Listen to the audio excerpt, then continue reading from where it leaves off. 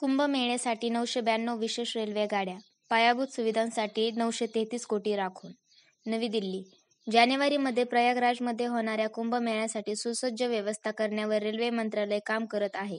त्यासाठी 992 विशेष गाड्या चालवण्याची योजना आहे, असे वरिष्ठ रेल्वे अधिकाऱ्यांनी सांगितले.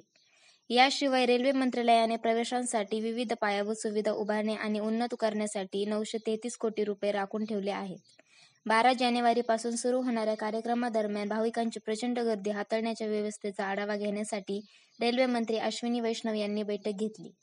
जलद वाहतुकीसाठी प्रयागराज विभाग आणि लगतच्या भागात 3,700 कोटी रुपये खर्चून रेल्वे रुळांचे दुहेरीकरण युद्धपातळीवर करण्यात येत आहे. भाविक किती येणार?